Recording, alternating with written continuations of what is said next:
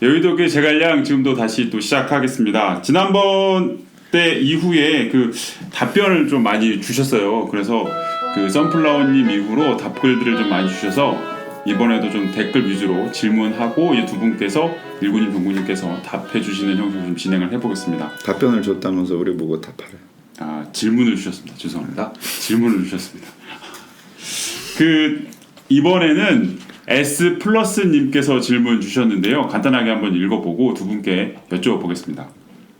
어느 커뮤니티를 가든 연준의 양적 완화, 일본의 양적 완화 돈을 푼다는 발표가 나올수록 자산시장 버블을 기대하는 투자자들이 매우 많은 것 같습니다. 지금 국내 증시 경우에도 테마 장세가 이어지고 있습니다. 이 연준과 같은 중앙은행들이 자산 버블을 원하는 것은 아닌 것 같은데 돈은 버블을 기대하고 움직이는 것 같습니다.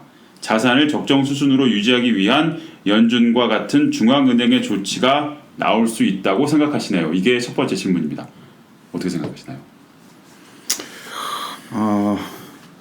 일단 네. 그러니까 지금 이분이 말씀하시는 거는 자산시장이 버블로 지금 가고 있다. 네. 라고 생각을 하시는 거잖아요. 그 실물 경제와 괴리된 거품이 현재 발생 중이다. 네. 그리고 많은 사람들이 그것을 기대하고 있기 때문에 계속 그렇게 갈 테고 그러면은 중앙은행들이 뭘 어떻게 그렇죠. 할까요? 맞습니다. 이렇게 맞습니다. 연준과 같은 조치 생각하시는 것이고 양적 완화가 거품을 만들어내고 있다고 생각하시는 거잖아요. 네. 그 일단 저는 앞으로는 그 자산 가격의 거품이 형성될 가능성이 있다고 생각하지만 지금 현재 자산 가격에 거품이 끼어 있거나 버블을 기대한 주가 또는 부동산 가격 상승이 지금 진행되고 있다고는 생각하지 않거든요. 그래서 그 부분은 먼저 말씀을 드리고 싶고 중앙은행이 자산 가격을 안정시키기 위한 어떤 조치를 할 거냐라고 하는 거는 물론 이제 나중에 자산 가격의 거품이 분명히 있다. 그리고 이것을 가만히 두면 안 될 정도로 좀 위험하다라고 판단이 되면 중앙은행들이 조치를 하겠죠. 그 조치는 가장 일반적인 전통적인 방법으로는 이 완화 정책을 걷어들이는 긴축으로 가는 행보를 걷는 것인데 그거는 사들였던 자산을 다시 팔고 그다음에 금리를 인상하고 이런 것들이 가장 일반적인 것이고 자산 가격에 직접적으로 손을 댈 방법이 없는 건 아니에요. 그리고 중앙은행들이 우리나라 중앙은행도 금융시장 안정이라는 목적을 가지고 있기 때문에 자산 가격이 금융시장의 안정을 해칠 것이라고 우려가 되면 조치를 할 수는 있죠. 근데 금리를 올리거나 중앙은행의 가장 중요한 수단은 금리인데 그 외에 그렇게 유효한 수단들이 많지는 않아요. 근데 뭐 아주 극단적으로는 중앙은행이 대출 총액을 제한하는 방법도 있어요. 근데 제가 알기로 그 방법을 쓴 적이 있나? 한 번도 없는 걸로 저도 생소합니다. 예, 알고 있고요. 예, 그리고 이제 자산 가격을 통제하는 것들은 기본적으로는 중앙은행이 아니라 정부가 하죠. 예, 정부가 여러 가지 어떤 뭐 이 부동산 같은 경우에도 투기 지역을 정하고 마다 그런 것들을 하잖아요. 네. 예, 그래서 그런 뭐 조치들을 통해서 하는 것이 일반적이죠. 근데 중앙은행이 돈을 푸는 건 이번만은 아니에요. 네. 뭐 늘 그래왔고, 그러니까 아주 옛날에는 근본이제였기 때문에 중앙은행이 돈을 푸는 게 불가능했죠. 왜냐하면 금이 있는 만큼만 지폐가 다닐 수 있었으니까. 근데 미국이 루즈벨트 대통령 때 1933년에 그 국내에서 금의 교환을 중지시킵니다. 그러니까 미국 내에서 종이 지폐 갖고 오면 예전에는 이제 금하고 바꿔줬는데 이걸 이제 더 이상 안 바꿔주는 거죠. 그러면서부터 중앙은행이 이제 돈을 찍어낼 수 있는 그런 힘이 생겨버렸어요. 그게 1930년대 이후 그 이후로는 중앙은행들이 경제가 이렇게 나쁘든 덜 나쁠 때도 늘 어마어마한 돈을 풀어왔습니다. 1933년 그때가 이제 대공황 이후로 막 좋아지기 시작하는 시점인데 그 핵심은 돈을 엄청나게 풀었기 때문이죠. 뭐 저기 뭐 1960년대, 70년대도 마찬가지입니다. 베트남 전쟁도 돈을 엄청 풀었었고 미국은 그 성장의 한계에 직면할 때마다 돈을 마구마구 풀어댔고 뭐 1980년대, 1990년대 다르지 않고 2000년에 IT 버블 붕괴도 마찬가지죠. 뭐 연준이 이제 금리를 낮추면서 돈을 엄청 풀었고 2008년도 그랬고 지금도 마찬가지예요. 그러니까 이게 이제 연준이 경기가 안 좋을 때 돈을 푼다라고 하는 것이 자산 가격을 올린다라고 보기에는 몇 가지 것들을 생각해야 됩니다. 몇 가지 이제 이 중간에 연결고리들이 있는데 이게 그 돈을 이쪽으로 보낼 수도 있고 이쪽으로 보낼 수도 있어요. 그래서 돈을 늘렸는데 그게 이제 자산 가격을 올릴 수도 있고 아니면 자산 가격의 변화를 안 줄 수도 있고 근데 자산 가격을 올리는 쪽으로 갔는데 이게 부동산으로 갈 수도 있고 부동산으로는 아예 못 가고 주식으로 갈 수도 있고 뭐 여러 가지 이게 단절점, 결절점들이 있는데 요걸 우리가 평가를 해봐야 됩니다. 제일 먼저 중앙은행이 돈을 늘린 것이 진짜로 세상에 돈이 늘어나는 것이냐 아니면 어디선가 사라지는 돈을 메꾸어 준 것에 불과하냐라는 거 우리가 생각을 해봐야 돼요. 근데 이번에 조심해서 봐야 될 게 뭐냐면 어마어마한 돈을 푼다고 했는데 사실 경제가 다 박살났어요. 돈이라고 하는 거는 경제학에서는 내생적 화폐, 외생적 화폐라는 이야기를 합니다. 우리가 경제 활동을 하면 중앙은행이 돈을 안 푼다고 하더라도 평소에 경제 활동이 돌아가면 돈은 풀려 나오게 돼 있어요. 가령 내가 은행 가서 이제 뭐 저기 내 집 살라는데 돈 빌려주세요라고 돈을 빌려오고 은행도 뭐 빌려주면 되겠네라고 이자 받겠네라고 생각을 하고서 돈을 빌려주면 돈이 늘어나는 거잖아요. 이런 걸 내생적 화폐라고 합니다. 내가 회사 가서 일을 해가지고 경제 전체 구조적으로 부가가치가 올라가요. GDP가 성장하는 게 GDP는 부가가치의 증가거든요. 이렇게 부가가치가 증가하면 그만큼의 돈이 이 경제 내에서 증가를 합니다. 근데 도시가 폐쇄가 되면서 경제활동이 일어나지가 않았어요. 내생적 화폐가 생겨야 될 게 안 생겨버린 것이죠. 그만큼을 그러니까 미 연준이 한 게 뭐 그만큼을 뭐 페이롤을 뭐 우리가 보호해 주겠다 그러면서 실업수당을 주고 뭐 이 페이롤 프로텍션 프로그램 이런 걸 하면서 돈이 나갔습니다. 외생적 화폐로. 그러면 이런 일이 없었으면 원래 이만큼 늘어날 돈이 내생적으로 못 늘어나고 외생적으로 늘어난 거기 때문에 경제에 영향이 없다고 봐야 돼요. 이게 자산 시장으로 들어갈 돈은 이 돈은 원래 그냥 먹고 사는 돈이에요.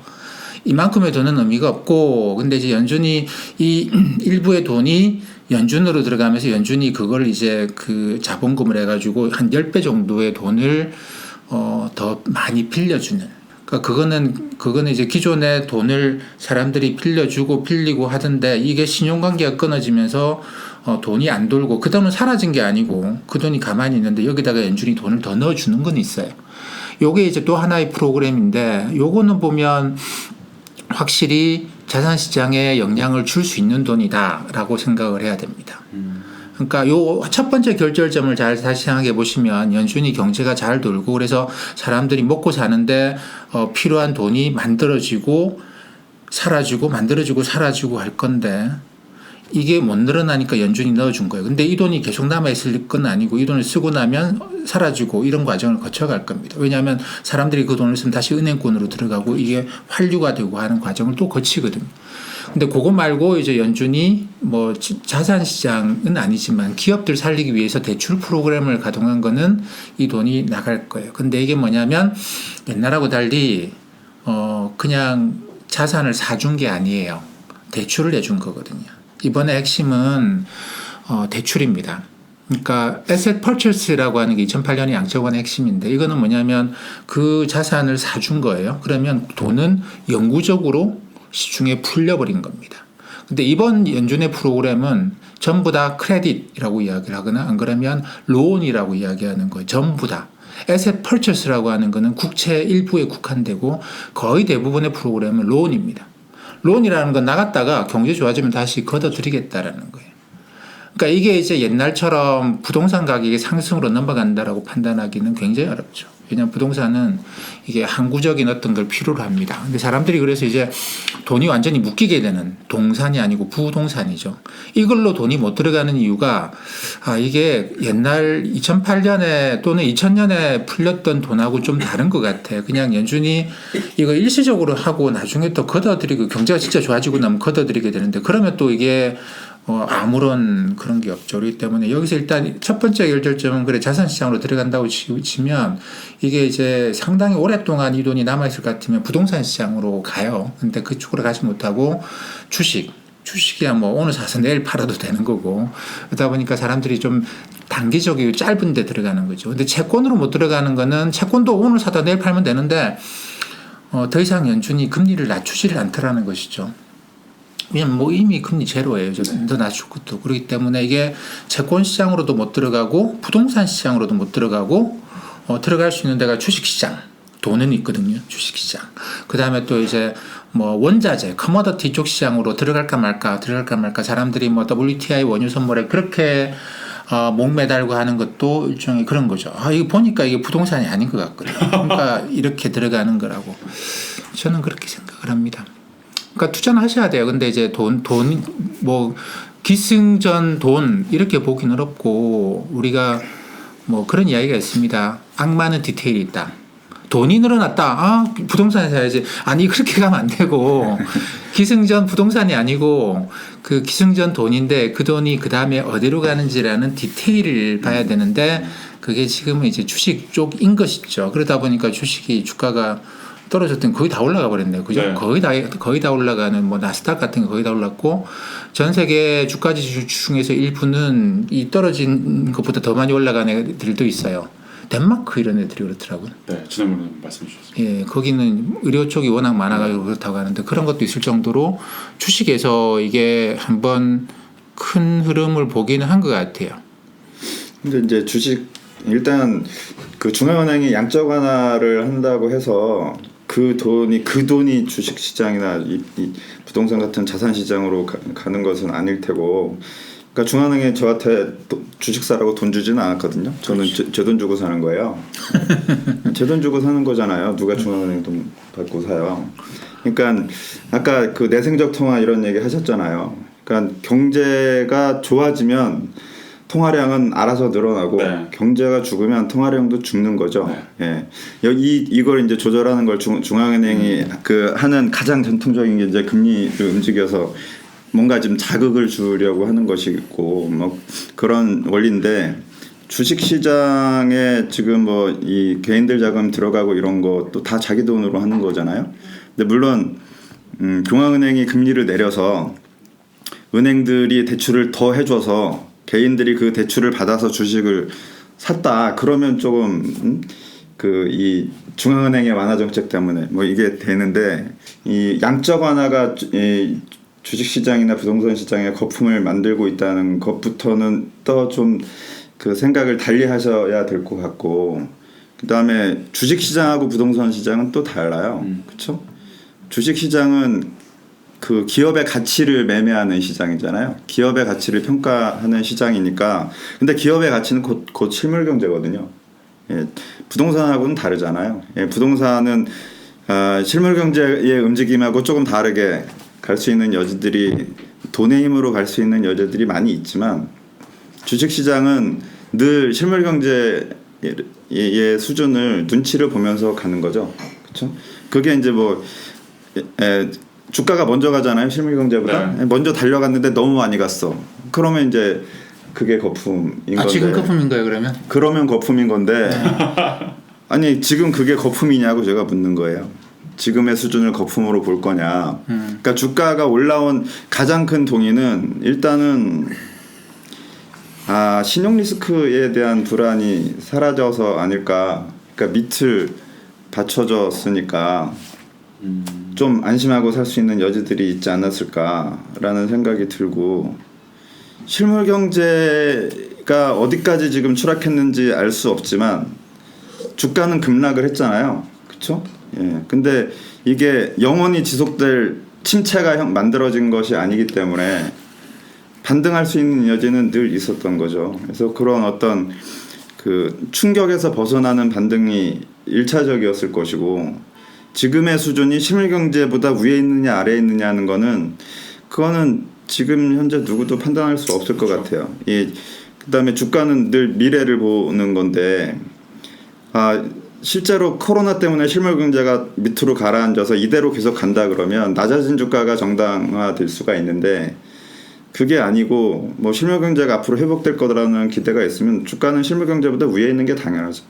다음 예고편. 코스피나 코스닥 지금 굉장히 고평가라고 보는데 맞을까요? 뼈를 때리는 질문이에요. 뚫고 올라가요. 근데 많이 못 올라가요. 조금밖에 못 올라가요. 오른쪽 어깨에서 사요? 아니 오른쪽 무릎에서 사요? 지금 무릎은 지났다니까 지금.